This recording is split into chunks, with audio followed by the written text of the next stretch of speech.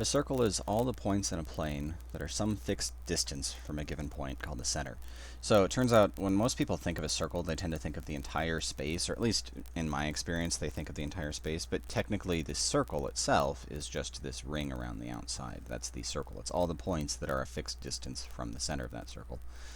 Um, Now, when we're talking about a circle, we can have a few different measurements. You can have a radius, which is the distance from the center of the circle to the outside, or you can talk a diameter, which is the distance all the way across the circle. It's the longest distance you can measure on a circle like that, like a diameter. And it turns out the diameter is just 2 radii. It's this distance to the center and then back to the edge, back to the edge. So it's just twice the radius. So how the book addresses a lot of the formulas dealing with circles, it gives the formulas for both a radius and a diameter. I don't think it's a good idea to bother memorizing twice as many formulas, or actually more than twice as many formulas in some instances. And so what you'll notice is as I'm talking about these formulas for circles, I will just kind of all the formulas for circles I use the radius instead of the diameter. I kind of ignore the ones with the diameter as the formula because you don't need to know both, and you might as well focus on one. The radius is the most commonly stated formulas for the circle, and I think the formulas tend to work out nicer. It's with the diameter you tend to have lots more fractions floating around and whatnot. So in any case, let's see, that's the I should say in the real world, though, when we're talking about this radius versus the diameter, both of these measurements tend to be used. If you're talking about a drill bit, and you want if you're saying a 1-inch drill bit, usually this is the full distance across the drill bit. That's the diameter of the hole that it will create. However, you do hear things about like a radius. If you're driving, or if you're describing a circular segment, you may have a radius of curvature, and that's obviously describing a radius. That has the word radius right there built into it. So both the diameter and the radius are used in the real world, and it's you kind of need to be able to know how to go between the two of them. And obviously, like I said, the diameter is twice the radius. That's that quick formula right there. The circumference is the distance around the outside of the circle. It's around, if you were to actually walk a full circular path, it's the distance you would end up going. And with polygons, we describe this as a perimeter. And it's the same idea as a perimeter. It's just when we're talking about a circle, we now call it a circumference. And unfortunately, when we're talking about circles, we're going to see this weird constant showing up a bunch. This is called pi. It's approximately 3.14159. It's just a ratio. How it was achieved, it's a ratio of the distance around the circle to the distance across the circle. That's how historically pi is defined. But it turns out this constant shows up in many more instances when we're talking about circles. So we see it first right here in this circumference formula, c equals 2 pi r. So if we wanted to get the circumference, the distance around the edge of the circle here, we take 2 times this number pi times whatever the radius is, and that will give us the circumference. So let's calculate the missing quantities for each circle, round the appropriate number to round to an appropriate number of significant digits. Remember, whenever you see this appropriate number, you have to count up the number of significant digits and just keep that going. So if I wanted to talk about the diameter and I had a radius of 2.7 centimeters, that means my diameter is going to be 5.4. I'm just multiplying it by 2. 2.7 times 2, maybe I should type that, whatever, I already said it. 2.7 times 2 is just 5.4.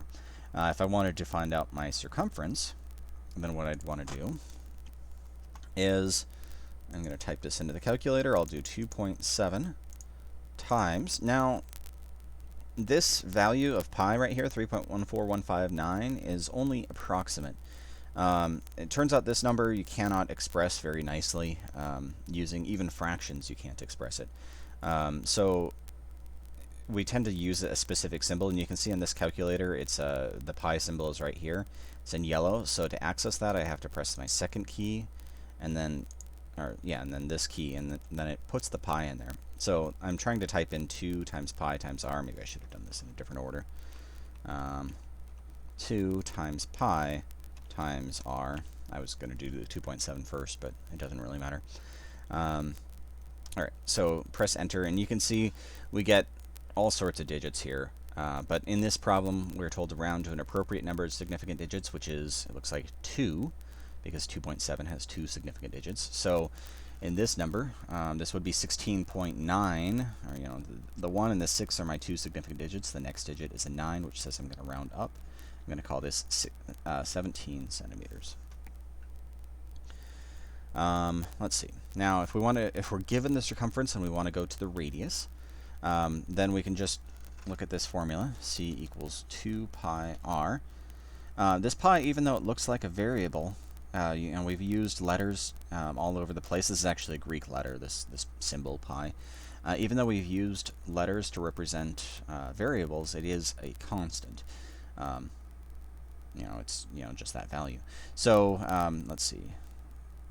I guess we treat variables the same when we're manipulating this. If I wanted to figure out what r is in this instance, I would divide both sides by 2 pi. And you can see I solve this equation for r. Oops, those canceled. I end up with c over 2 pi equals r. So to find my radius, once I have the circumference, I just divide by 2 pi. Let's see, we'll go 22.8 divided by parentheses 2 pi. And on this calculator, I can do the pi like that without writing times in there, because it defaults to multiplication. Now, I do want to show you one thing. When I'm typing this in, if I was to do 22.8 divided by 2 pi without the parentheses, let me show you what's going to happen. I'll give you a moment to think about what's going to happen. And you'll notice I get a different number. So what is the difference between these two? Well, the only thing I changed was the parentheses, which means the only thing that could be different is the order of operations. Now remember, with the order of operations, division and multiplication are tied. And whenever you have a tie, you do whichever operation is on the left first. So this would do 22.8 divided by 2. It would do that operation first, and then it would multiply that number by pi. So instead of doing the pi in the denominator, we're actually multiplying by pi. So this second one is actually the incorrect way of typing this into the calculator. We'd want to do it the way we did it in the first one, so the 3.628, whatever. We want to round this to 3 significant digits, so the looks like the 2 is the third significant digit, and since there's a 5 or greater following it, I'm going to round up to 3.63.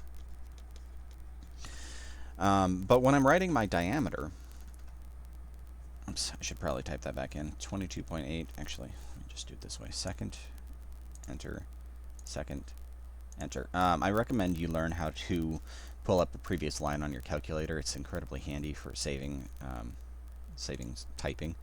So here's the number we just put for the radius. This would be in feet, it looks like. Here's the number we just put for the radius, and instead of taking the 3.63 and doubling it to get the diameter, what I'm going to do is I'm actually going to take this value and multiply it by 2 to get my diameter. The reason for this is that basically in a problem, you don't want to round, you don't want to use rounded values to calculate other values, because whenever you round, you introduce an error. And so what I'm going to do is I'm going to use my unrounded version right here, get my 3 significant digits, so 7.25, then look at the next digit, and it's 5 or greater. I'm going to round up. We get 7.26. Now, it turns out that this is the exact same as if I was to just double the 3.63, but this is, it's one of those things. Don't round your intermediate values when you're doing a problem, or at least if you are going to round them, go to more significant digits. That way your errors aren't going to be as big. The calculator, even the calculator has to round these values though, because this value pi, it goes on forever and it changes. There is no established pattern, or there's no repeating pattern, I should say, in pi. And so the calculator only knows like the first 12 digits or so of pi. it knows it a few digits beyond what it's displayed here. So if I was to subtract it off to see what's left, it's 3.14159265358 The next digit would have is actually a 7, then there's a 9, but this is as far as the calculator knows it.